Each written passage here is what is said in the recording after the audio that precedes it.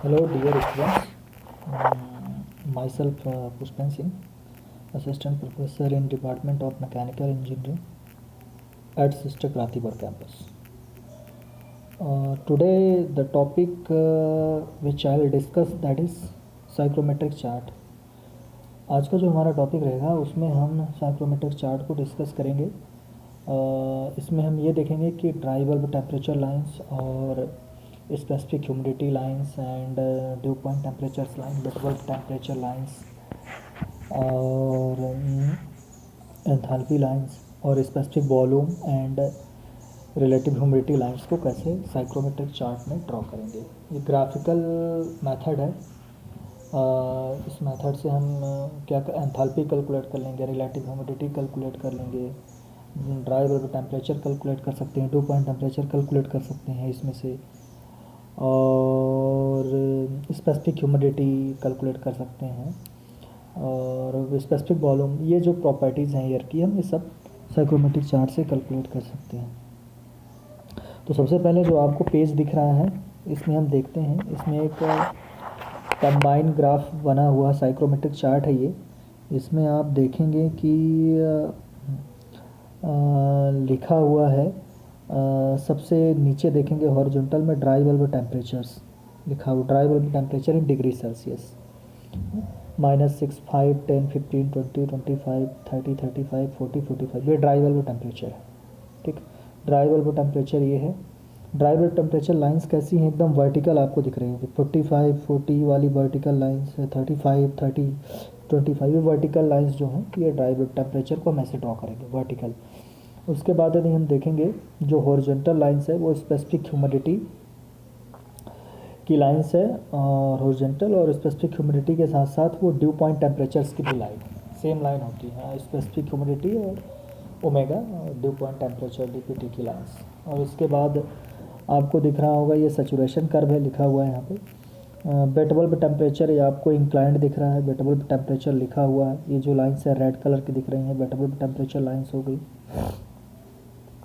और इसके बाद ये आपकी स्पेसिफिक वॉल्यूम लाइंस हैं, और ये जो कर्व जैसे बना हुआ है रिलेटिव ह्यूमिडिटी लाइंस. ये समझ आए तो ठीक है, देख लो. अभी नहीं, अब ऐसे समझते हैं वन बाय वन करके तो इजीली समझ में आ जाएगा.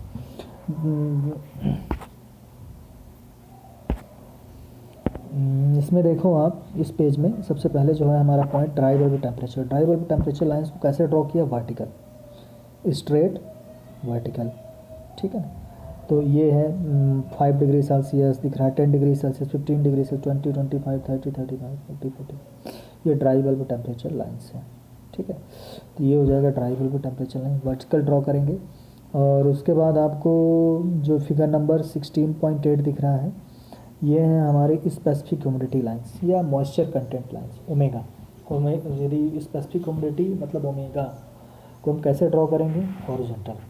ठीक, तो ये हो जाएगा हमारी स्पेसिफिक ह्यूमिडिटी लाइन, ये याद रखना अपने को.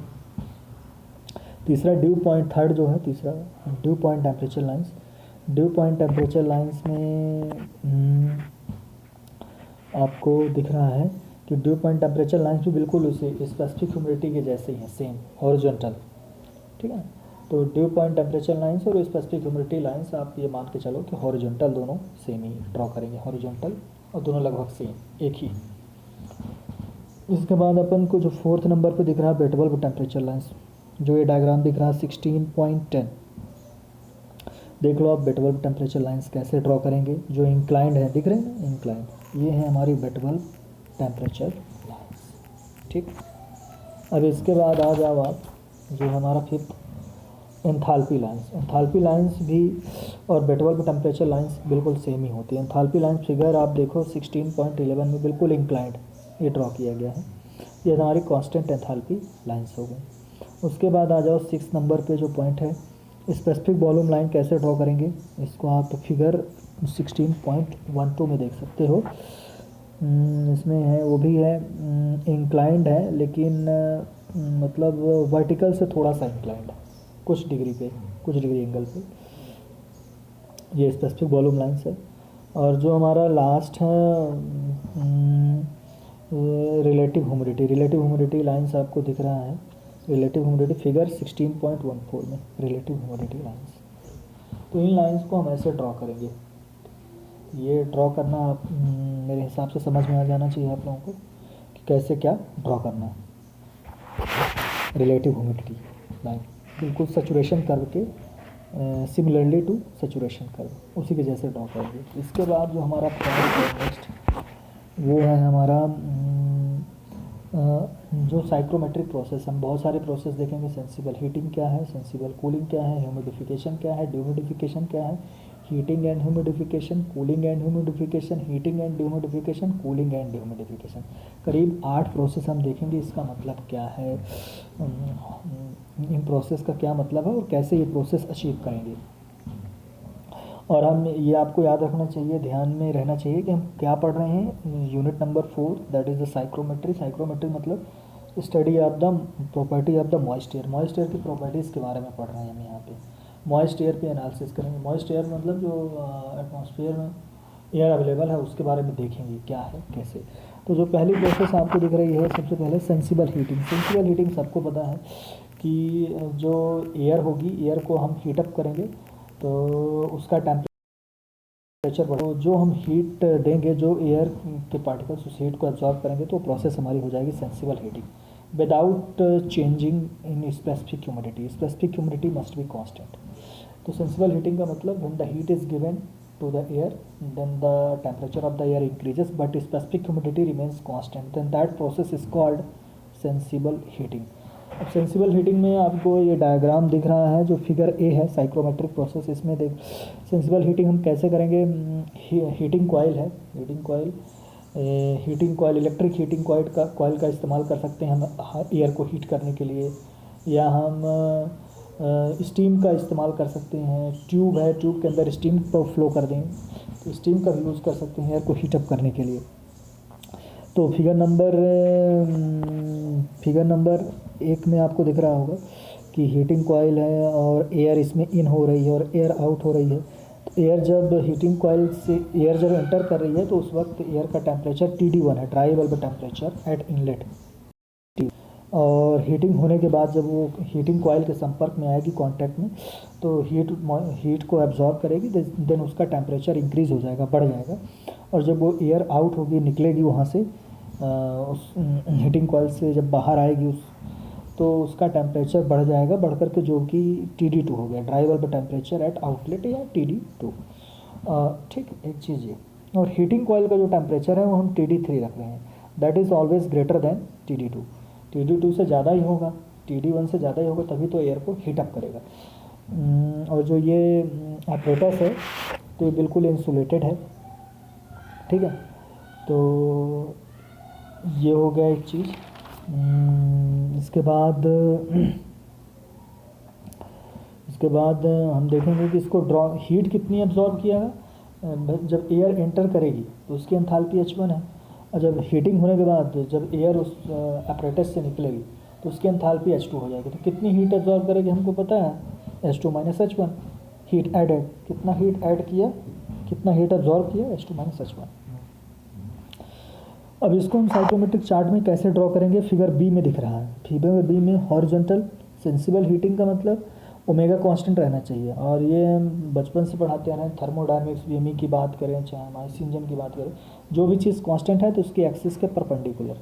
तो यहाँ पे ये जो वर्टिकल दिख रहा है आपको फिगर बी में, तो वर्टिकल लाइंस जो दिख रही है ये स्पेसिफिक ह्यूमिडिटी का ग्राफ, स्पेसिफिक ह्यूमिडिटी इसमें शो हो रहा है। तो स्पेसिफिक ह्यूमिडिटी इसमें क्या है, कांस्टेंट, ठीक है। तो जब कांस्टेंट है तो ये वर्टिकल एक्सिस उसके परपेंडिकुलर, इसीलिए हॉरिजॉन्टल ड्रॉ होगा। सेंसिबल हीटिंग 1 से 2 हॉरिजॉन्टल राइट की तरफ एरो दिख रहा है, इसका मतलब टेम्परेचर बढ़ रहा है। TD1 है 1 पॉइंट पे टेम्परेचर, और आफ्टर हीटिंग टेम्परेचर कितना होगा, TD2, ठीक है ना, ड्राई बल्ब टेम्परेचर। और इसकी एंथैल्पी हम देख लेंगे 1 पॉइंट के H1 और 2 पॉइंट की एंथैल्पी H2। ऐसे हम चार्ट से देख लेंगे तो हमें H1 और H2 पता चल जाएगा। और जब क्वेश्चन में भी पूछेगा heat added, how much heat added during sensible heating, we can calculate by using this formula, that is Q = H2 - H1। Next है जो हमारा सेंसिबल कूलिंग। सेंसिबल कूलिंग में क्या होगा, सेंसिबल कूलिंग में हम क्या करेंगे कि the air is cooled by which the temperature of air decreases without changing in specific humidity. मतलब एयर को हम ठंडा करेंगे, एयर को कूल करेंगे, बट उसका जो स्पेसिफिक ह्यूमिडिटी है वो क्या रहे, कांस्टेंट रहे। स्पेसिफिक ह्यूमिडिटी क्या रहे, कांस्टेंट। तो इसमें हम क्या करेंगे, कूलिंग कॉइल का इस्तेमाल करेंगे, हम एयर को सप्लाई करेंगे वही उसी तरह जैसे हमने इसमें किया था हीटिंग में। कूलिंग एपरेटस होगा या कूलिंग कॉइल होगी, या हम कूलिंग वाटर इस्तेमाल कर सकते हैं, या कूलिंग गैस यूज़ कर सकते हैं, ठीक है, या कूलिंग रेफ्रिजरेंट यूज़ कर सकते हैं एयर को कूल करने के लिए, ठीक। तो यहाँ पे क्या करेंगे, एयर इन होगी, एयर का जो टेम्परेचर वही TD1। अब एयर जो आउट होगी तो उसका टेम्परेचर कितना है, TD2, ठीक है ना। तो यहाँ पे कूलिंग कॉइल का temperature TD3 is less than the TD2 and also TD1 से कम ही होगा तब तो जाकर उसको ठंडा कर पाएगा, नहीं तो कैसे ठंडा कर पाएगा, ठीक है। तो एयर जब इस कूलिंग कॉइल के या कूलिंग एपरेटस के कांटेक्ट में आएगी तो एयर अपनी हीट उसको रिजेक्ट कर देगी, जो कूलिंग कॉइल है उसकी हीट को एब्जॉर्व कर लेगा, या जो कूलिंग मीडियम है।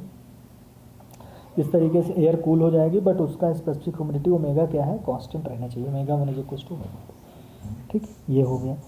अब हीट कितना रिजेक्ट हुआ, कितना हीट इसमें से एयर में से ट्रांसफ़र हुआ, तो कैसे कैलकुलेट करेंगे भाई। स्टार्टिंग में एयर के पास एंथैल्पी ज़्यादा है, H1 टेम्परेचर भी ज़्यादा, TD1 is greater than TD2 क्योंकि कूल हो रहा है।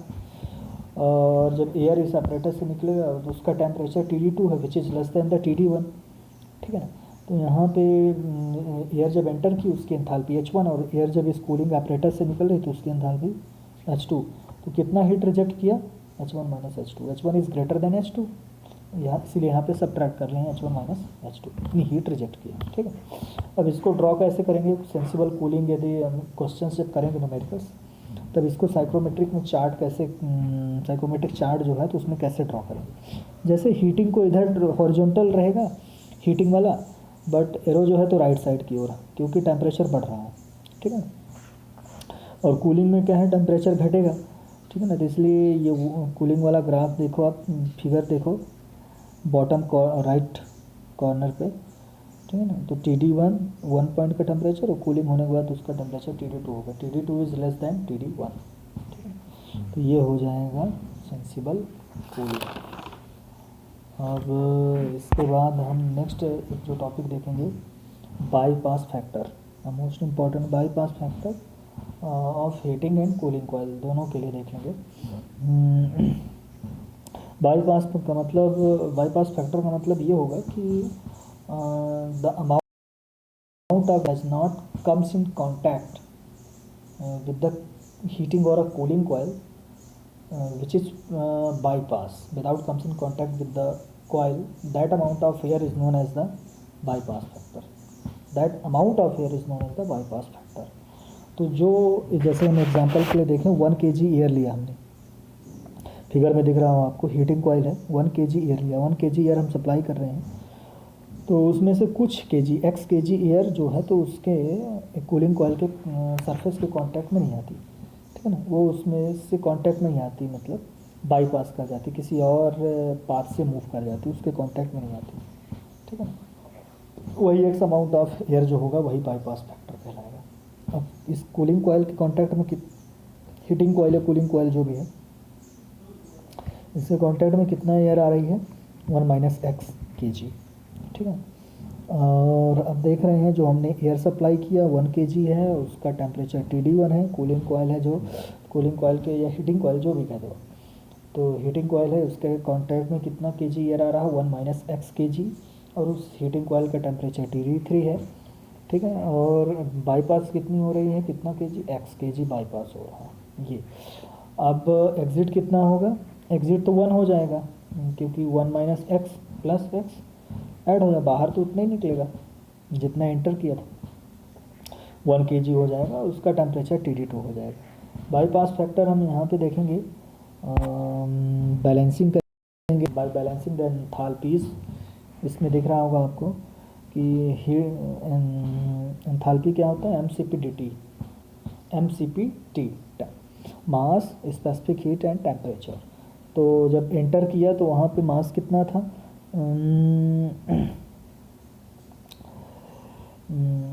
सॉरी, यहाँ पे देखेंगे हम कि कूलिंग कॉइल के कॉन्टैक्ट में कितना मास आ रहा है, 1 माइनस एक्स, इतना मास आ रहा, CPM उसका स्पेसिफिक हीट, TD3 उसका टेम्परेचर, प्लस और जो बाईपास कर रहा है वो कितना मास है, कितना उसका एंथैल्पी होगा जितना kg एयर बाईपास कर रहा है, एक्स CP TD1, उसका टेम्परेचर तो TD1 ही रहेगा, ठीक है, जो बाईपास कर जा रहा है, मास कितना है वो x kg।